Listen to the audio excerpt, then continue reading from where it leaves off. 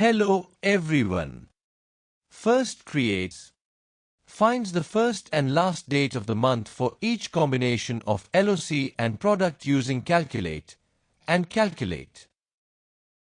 Counts business days within this date range by excluding Saturdays and Sundays.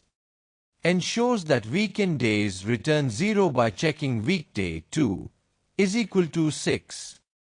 Returns the total business days for valid weekdays or 0 for weekends. The after. Go to the tooltip page. There you can add what you want to represent.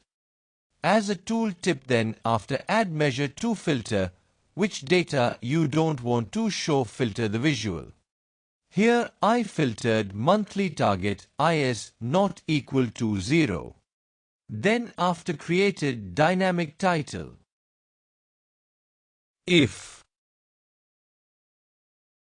monthly target is 0, the measure returns a blank space instead of a meaningful title. This ensures that when no relevant data exists, the title does not appear. Concatenate. If monthly target is not 0, the measure concatenates the text, amount by product for, with a selected value from sheet 1. Selected value. Returns the currently selected value from sheet 1 if only one value is selected.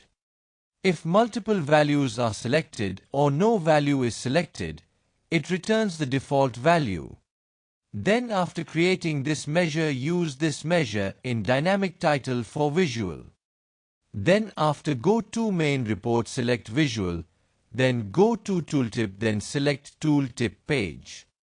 Then after infinite, how to handle. Abs. Takes the absolute value to check both positive and negative large numbers. 1e plus 20.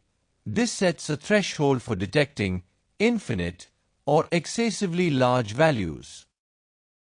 1e plus 20 is an arbitrary large number chosen as a practical limit. If value SW exceeds this threshold, it is treated as infinite and replaced with blank. If the value is within a reasonable range, it is returned as is.